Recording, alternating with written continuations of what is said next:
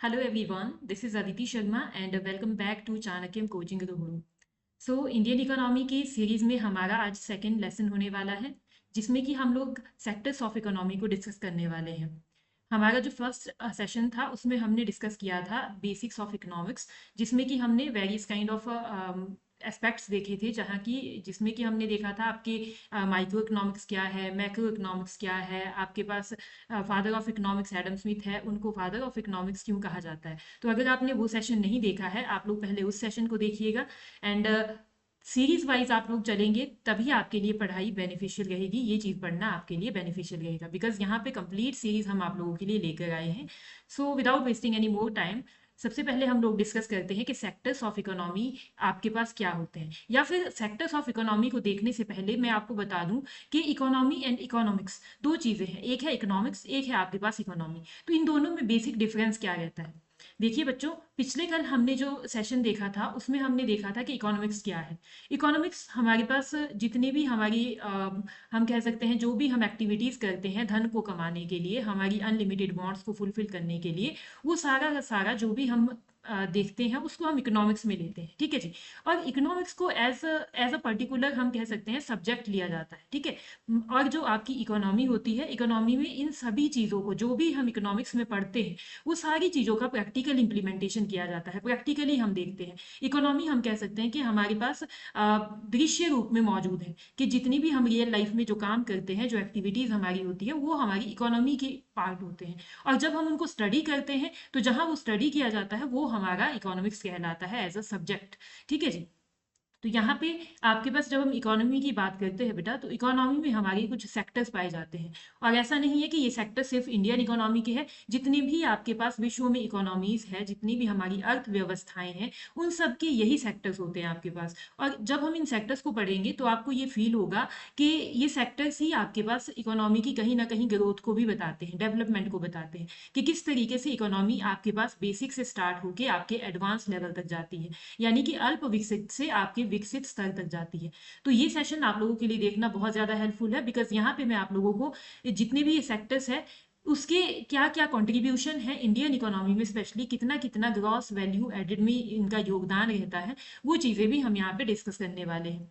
तो सबसे पहले हम बात करते हैं हमारे फर्स्ट सेक्टर की, जो है हमारा primary sector. And primary sector को हिंदी में कहा जाता है आपका प्राथमिक क्षेत्र।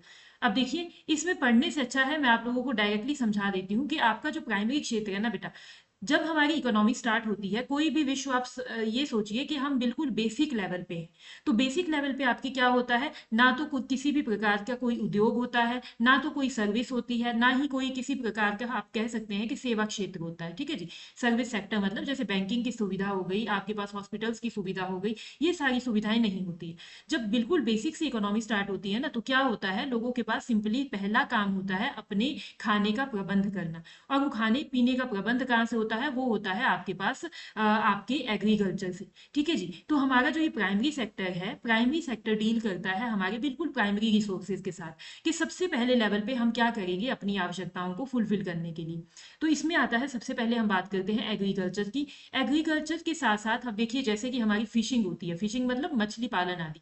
तो ये जो मछली वाला जो सिस्टम है, ये भी आपके पास किस में आता है, आपके प्राइमरी क्षेत्र में आता है, यानी कि आपके प्राइमरी सेक्टर में आता है। तो ओवरऑल हम क्या कह सकते हैं कि जब हम प्राइमरी सेक्टर की बात करते हैं तो उसमें हम ये बात कर रहे हैं कि नेचर में जितने भी रिसोर्सेज हमारे अवेलेबल हैं, जितने भी प्रकृति ने हमको संसाधन दिए हैं, जब हम उनका डायरेक्टली यूज करते हैं तो उसको हम प्राइमरी सेक्टर कहते हैं। ठीक है। जैसे हमने क्या कहा, अभी एग्रीकल्चर की बात की थी, तो एग्रीकल्चर का मतलब है कि हम डायरेक्टली खेतों में अनाज बीजेंगे और वहां से जो भी अनाज आएगा हमारा, उसका हम उपभोग करेंगे एंड देन जाके हमारा पालन पोषण होगा। ठीक है। तो हमने क्या किया, डायरेक्टली खेत में गए, खेत में अनाज बीजा, और डायरेक्टली हमने जो है, वो जो खेत है वो हमारा प्राकृतिक संसाधन है, जो हमको प्रकृति की देन है। ठीक है, प्रकृति के द्वारा दिया गया है। तो हम कह सकते हैं ओवरऑल कि प्राइमरी सेक्टर में हम डायरेक्टली उपभोग करते हैं हमारे प्राइमरी नेचुरल रिसोर्सेज का।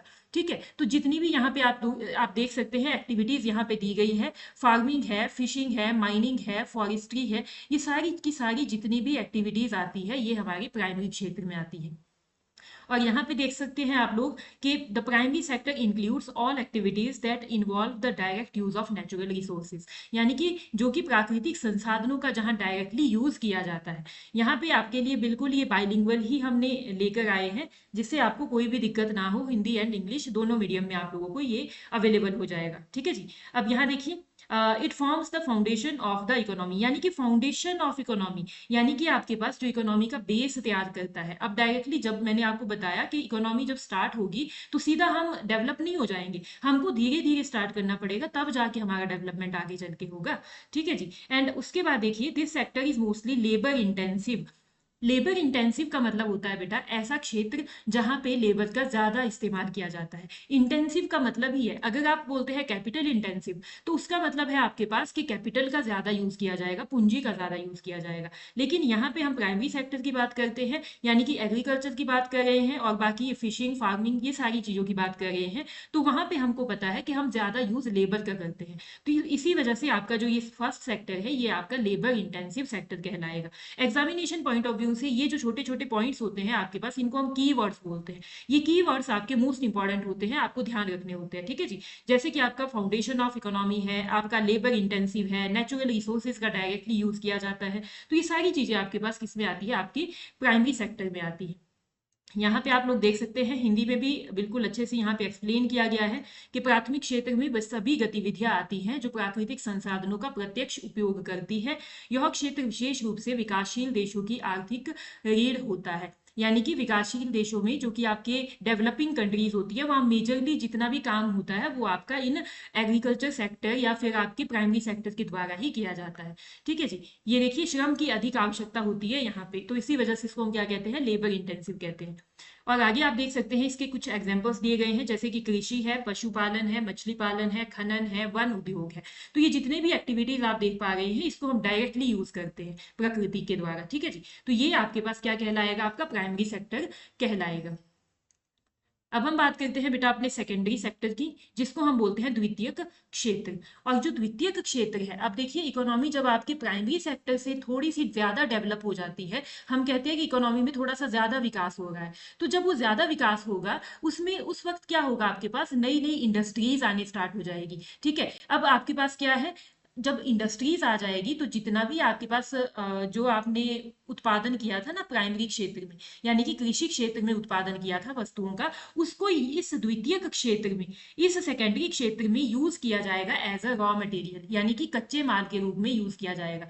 हम इसके लिए एक एग्जाम्पल देख सकते हैं, जैसे कि आपके पास हम मानते हैं ना, देखिए हम गेहूं की बात करते हैं, तो जो गेहूं है आपके पास हम खेतों में उत्पादन करते हैं, वो आपका प्राइमरी सेक्टर में आ गया। ठीक है। लेकिन जब हम बात करते हैं सेकेंडरी सेक्टर की, तो सेकेंडरी सेक्टर में क्या होता है कि आटा बनाने के लिए नई नई मशीनें लग जाती हैं। ठीक है जी। तो जब वो मशीनें लग जाएगी तो हमारा जो गेहूं है वहां पे जाएगा, उन मशीनों में हमारा आटा बन के वापस आएगा। तो इसका मतलब क्या हुआ कि जो प्राइमरी क्षेत्र में बनने वाला आपका उत्पन्न होने वाला कच्चा माल है, यानी कि जो भी सामान है, उसको हमने यहाँ पे यूज किया, और तब जाके उसका क्या है, नया माल बना, यानी कि नया मटेरियल हमारे पास तैयार हुआ, जो कि आपके पास आटा है।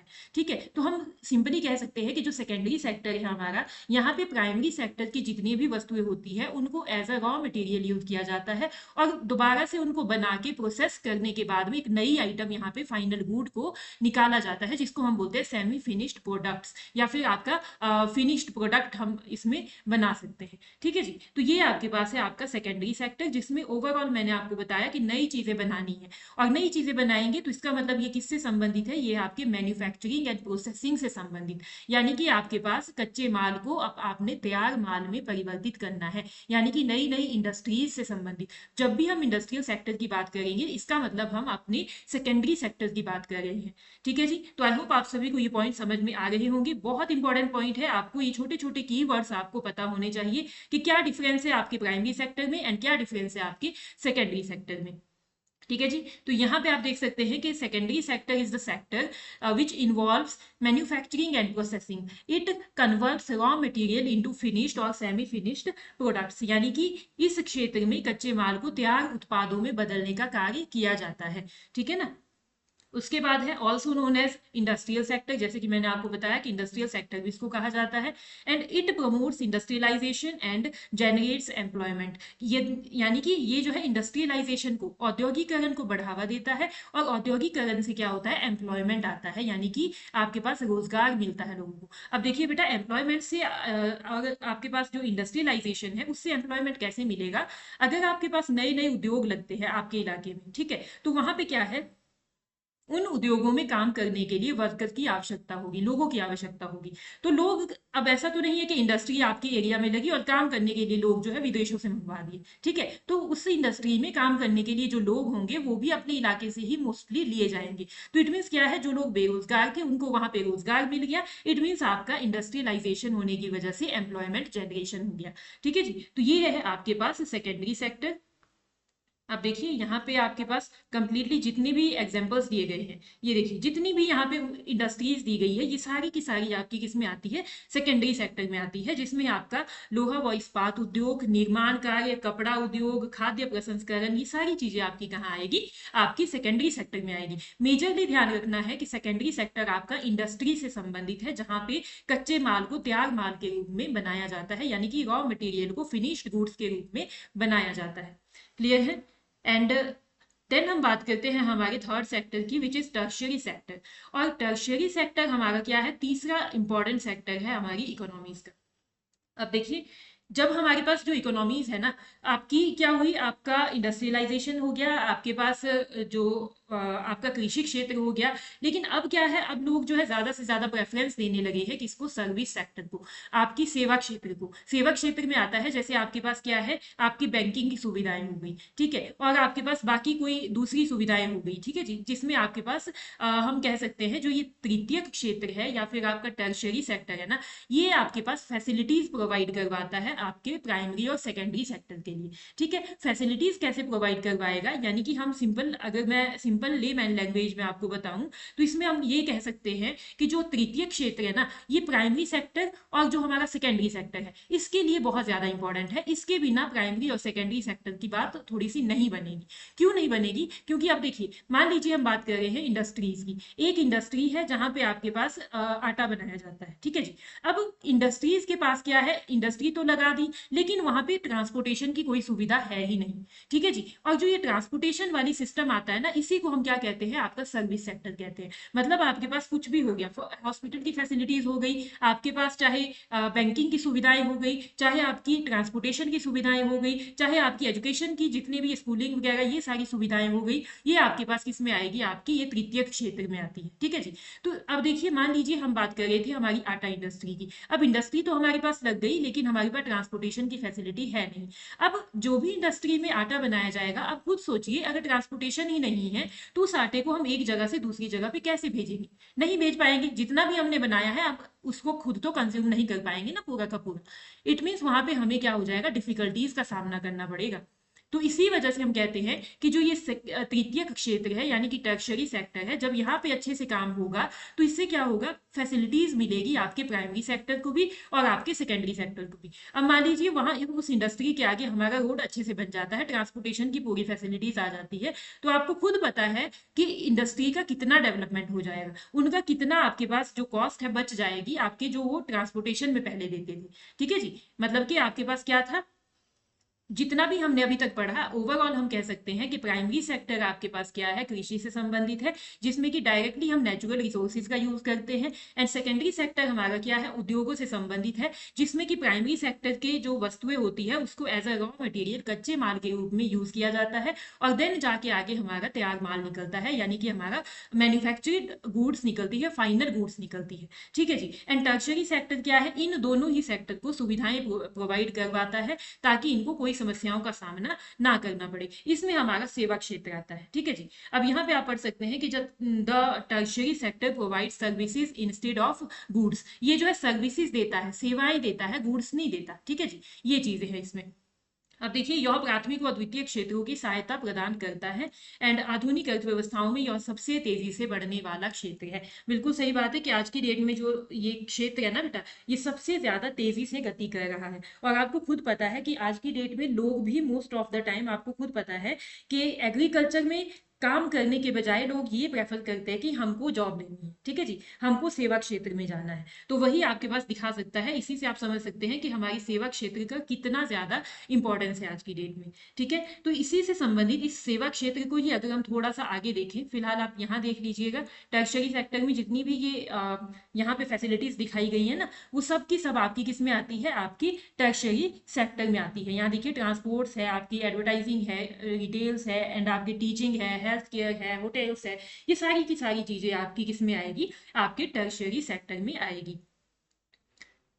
अब देखिए इस टर्शरी सेक्टर का ही आगे और भी दो पार्ट्स है इसको। एक है आपका चतुर्थ क्षेत्र, और इस क्षेत्र में हम क्या पढ़ते हैं कि जो इस क्षेत्र में हम बात करते हैं ना, पर्टिकुलरली नॉलेज बेस्ड सेक्टर है, ये नॉलेज के बारे में बात करता है कि जिसमें हमारी नॉलेज या फिर ज्ञान से संबंधित चीजें आती हैं।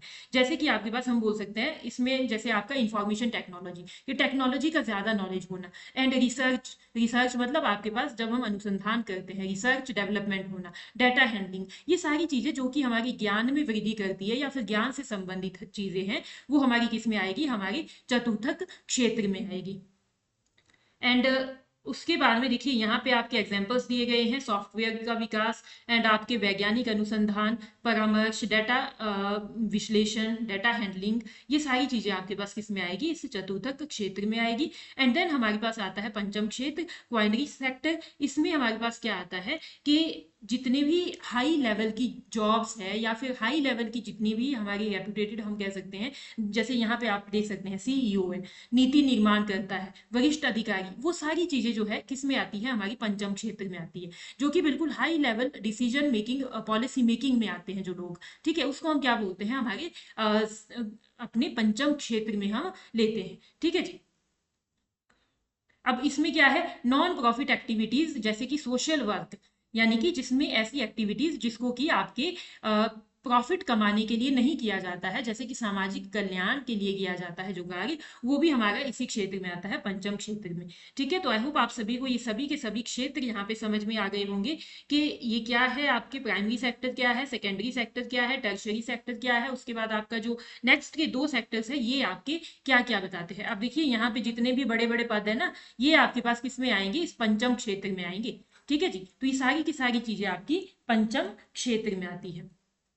अब हम बात करते हैं बेटा, स्पेशली मोस्ट इंपॉर्टेंट चीज है आपके पास कि जो ये primary, secondary and tertiary sector है, इनका इंडियन इकोनॉमी में क्या रोल है, यानी कि ये इंडियन इकोनॉमी में कितना कंट्रीब्यूट करते हैं। चलिए पहले यहाँ पे एक ग्लैंस हम देख लेते हैं, सारी के सारे सेक्टर को यहाँ पे एक नजर में दिखाया गया है कि प्राइमरी सेक्टर में क्या होता है, नेचुरल रिसोर्सेज बेस्ड है ये, एंड इसमें आपकी एग्रीकल्चर, फिशिंग आती है। सेकेंडरी क्या है, मैन्युफैक्चरिंग बेस्ड है। टर्शियरी क्या है, आपके सर्विस सेक्टर से रिलेटेड है, एंड देन ये है आपके नॉलेज से रिलेटेड, देन नेक्स्ट है आपके डिसीजन मेकिंग से रिलेटेड। तो ये सब कुछ हमने ओवरव्यू यहाँ पे दे दिया है कि कौन कौन सी चीजें हमने अभी तक डिस्कस की है, ठीक है जी। नेक्स्ट हम बात करते हैं, बहुत इंपॉर्टेंट चीज है, और ये है आपके पास जितने भी अभी तक हमने क्षेत्र पढ़े हैं ना, कि आपके कौन कौन से सेक्टर्स होते हैं इकोनॉमी में, इनको हम स्पेशली इंडियन इकोनॉमी के पॉइंट ऑफ व्यू से पढ़ने की कोशिश करेंगे कि इंडियन इकोनॉमी में आपके अभी करंटली ये जो सेक्टर्स है ये कितना कंट्रीब्यूट कर रहे हैं, ठीक है जी, कितना कंट्रीब्यूट कर रहे हैं। कंट्रीब्यूशन का मतलब होता है, जैसे हम बोलते हैं इंडिया की जीडीपी है, ठीक है जी,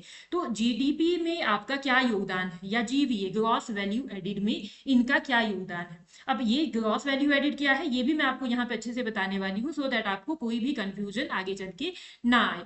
देखिए हम क्या बात करते हैं बेटा, जब हम बोलते हैं प्राइमरी सेक्टर है, सेकेंडरी सेक्टर है, टर्शियरी सेक्टर है, अब इनसे जो आपके पास उत्पाद हो रहा है, इनसे जो इनकम आ रही है, वो हमारी इकोनॉमी में आएगी, ठीक है। जैसे आपके पास क्या है, सेकेंडरी सेक्टर की अगर हम बात करते हैं, तो उद्योगों में जितनी भी वस्तुएं बनी, जितनी वस्तुओं का निर्माण हुआ, वो आपके पास कहीं ना कहीं चल के बिक गई, ठीक है। तो उससे क्या हुआ, इकोनॉमी में हम कह सकते हैं पैसा जनरेट हुआ।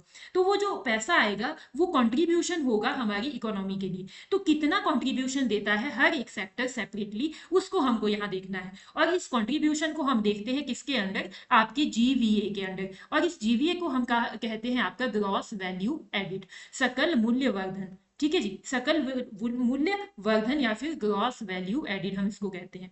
अब अगर हम सिंपली डायरेक्टली डाटा की बात करते हैं, तो प्राइमरी सेक्टर का अप्रोक्सीमेटली 20% के आसपास योगदान है, और सेकेंडरी का है 26 के, एंड जो टर्शरी सेक्टर है इसका है 55% के, 55.3%। तो अप्रोक्सीमेटली आपके पास पूछा जाता है एग्जामिनेशन में कि कितना कितना आपके पास इसका योगदान है, ठीक है जी। बट एक बार मैं आप लोगों को ये बताऊंगी कि जब भी आप अपने एग्जामिनेशन में जाएं तो सबसे पहले क्या करना कि ये जो डाटा है ना एक बार रिफ्रेश कर देना, बिकॉज डाटाज आपके पास चेंज हो जाते हैं। तो अगर आप ये हमारा लेक्चर बाद में भी देखते हैं, अभी तो फिलहाल यही डेट्स है, आप डेटाज है आपके पास, लेकिन अगर आप बाद में इन लेक्चर्स को देखते हैं तो मैं आपको ये कहूंगी कि एक बार इसको आप रिफ्रेश कर दीजिएगा कि कितना कितना योगदान है। और yes, one more thing that I wants to include है कि हमने बता तो दिया कि 20% योगदान है प्राइमरी सेक्टर का, 26 के आसपास है आपका सेकेंडरी सेक्टर का, लेकिन हमको खुद कहाँ से पता चला कि कितना योगदान है? क्योंकि अब देखिए कोई ना कोई ऐसी एजेंसी तो होगी जो आपके पास इस डाटा को पब्लिश करती होगी, ठीक है जी। तो उस एजेंसी का नाम है बेटा, उसको हम कहते हैं एनएसओ, ठीक है जी, national statistical office, national statistical office, ठीक है जी। ये नेशनल स्टैटिस्टिकल ऑफिस जो है किसके अंडर काम करता है? ये काम करता है MOSPI, यानी कि ministry of statistics and programme implementation. ये मैं यहाँ पे नोट कर देती हूँ आपके पास। NSO काम करता है किसके अंदर? Ministry of statistics and programme implementation, ठीक है जी। तो ये ना सिर्फ आपके सेक्टोरल डाटा को लाता है, बल्कि और भी बहुत सारे डाटाज है जो आपके एनएसओ के द्वारा प्रकाशित किए जाते हैं, ठीक है जी। आगे चल के जैसे ही हम नेक्स्ट इनमें टॉपिक्स को डिस्कस करेंगे, इन बाकी के जो डाटाज है उनको भी हम डेफिनेटली देखेंगे कि कौन कौन से डाटाज और है जो कि एनएसओ के द्वारा पब्लिश किए जाते हैं। तो ध्यान रखना है, एनएसओ किसके अंडर आता है? Ministry of statistics and programme implementation के अंदर आता है, और यही आपके पास योगदान को दिखाता है डिफरेंट सेक्टर्स के आपके जीवीए में। अब देखिए, मैंने आपको ये तो बता दिया कि ग्रॉस वैल्यू एडेड में इन सेक्टर का कितना कितना योगदान है। अब आई एम श्योर कि आपके माइंड में ये क्वेश्चन आएगा कि आपका ग्रॉस वैल्यू एडेड होता क्या है, ठीक है जी। अब देखिए बेटा, ये तो मैंने आपको बता दिया कि ग्रॉस वैल्यू एडेड मतलब हमारे पास जो भी सेक्टर है उसने इकोनॉमी में कितना कंट्रीब्यूशन किया, ठीक है जी। अगर हम इसको सिंपली एक फॉर्मूला के थ्रू देखें तो इसको हम क्या बताते हैं? इसका फॉर्मूला हमारे पास रहता है जीवीए बराबर, GVA equal to output minus intermediate consumption, यानी कि जीवीए इक्वल टू कुल उत्पादन माइनस मध्यवर्ती खपत या फिर आपका कच्चे माल की लागत। एक एग्जांपल मैं आप लोगों को देती हूँ। मान लीजिए हम बात करते हैं इंडस्ट्रियल सेक्टर की, ठीक है जी। हम बात कर रहे हैं हमारे इंडस्ट्रियल सेक्टर की, और इंडस्ट्रियल सेक्टर में कोई वस्तु बनी जिसका जो प्राइस है, ठीक है, जिसका जो प्राइस है वो आपका 500 रुपये था, ठीक है। 500 रुपये में वस्तु बनी आपकी सेकेंडरी उद्योग में, ठीक है जी। मान लो एक हम आटे की थैली की बात करें ना, अगर वो आपके पास कितने की है? 500 रुपये की है, ठीक है जी। तो हम बोलेंगे, वैसे तो हम अगर जनरल टर्म्स में देखें तो हमको क्या हुआ, एक इंडस्ट्री को 500 रुपये मिले, ठीक है। लेकिन वो जो 500 रुपये है वो उसके एक्चुअल प्राइस नहीं होगा, एक्चुअली में उसको उतना प्राप्त नहीं हुआ। क्यों? क्योंकि आपके पास जो इंडस्ट्री है, इंडस्ट्री ने क्या किया, आटा बनाने के लिए कहीं ना कहीं से गेहूं को खरीदा होगा, ठीक है जी। अब मान लीजिए उस गेहूं की कीमत है आपके पास 300 रुपये, ठीक है जी। 300 रुपीज आपकी गेहूं की कीमत है। और अब खुद सोचिए, जो ये गेहूं है ये आपके पास कहां से आया? प्राइमरी सेक्टर से आया, ठीक है जी। गेहूं की कीमत आपकी 300 रुपये है, इट मीन्स 500 रुपये में से 300 रुपये तो गेहूं में चले गए, और जो एक्चुअल में बच गया वो हमारा 200 रुपीज बच गया। इट मीन्स एक्चुअल में जो कंट्रीब्यूशन हुआ है इकोनॉमी में वो 200 के बराबर हुआ। इसीलिए हमने क्या बोला कि कुल उत्पादन, जैसे कि कुल उत्पादन तो आपका यहाँ 500 का हुआ था, लेकिन मध्यवर्ती खपत यानी कि कच्चे माल की लागत, कच्चा माल क्या है? यहाँ पे आटा है, सॉरी आपका जो गेहूं है, और उसकी लागत कितनी थी? उसका प्राइस कितना था? 300 था।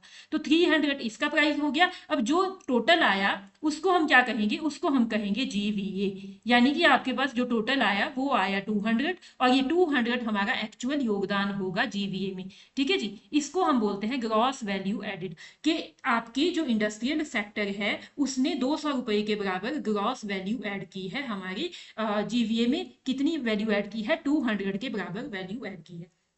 ठीक है। तो ये सारी चीजें आपके पास किस में आती है, आपके जीवीए के अंडर आती है कि आपके पास हम क्या करते हैं, कुल उत्पादन में से, टोटल आउटपुट में से इंटरमीडिएट कंजप्शन को हम हटा देते हैं। सिंपली इंटरमीडिएट कंजप्शन का मतलब ये होता है कि फाइनल प्रोडक्ट को बनाने के लिए हमने कहाँ कहाँ से कौन कौन सी चीजों को मंगवाया था, जिसके लिए पहले हमको पैसा देना पड़ा, यानी कि कॉस्ट लगानी पड़ी। ठीक है जी। तो वो कॉस्ट को निकाल के जितना हमें टोटल बचता है वो हमारा क्या कहलाएगा, हमारा जीवीए कहलाएगा। ठीक है जी। तो ये सारी चीजें हमारे पास क्या है, आपके सेक्टर में आती है कि कौन कौन से सेक्टर्स है, प्राइमरी सेक्टर क्या है, सेकेंडरी सेक्टर क्या है, टर्शियरी सेक्टर क्या है, एंड उसके बाद में आपके पास इनका कितना कितना इंडियन इकोनॉमी में योगदान है, और जीवीए आपका क्या होता है। बहुत सारी बहुत इंपॉर्टेंट चीजें आज की इस लेक्चर में हम लोगों ने डिस्कस की है। आई होप आप सभी को आज का लेक्चर अच्छा लगा होगा। वीडियो पसंद आए तो प्लीज वीडियो को लाइक कीजिएगा, चैनल को सब्सक्राइब कीजिएगा, एंड अपने फ्रेंड्स के साथ शेयर करना मत भूलिएगा। So wish you very all the best and bye bye.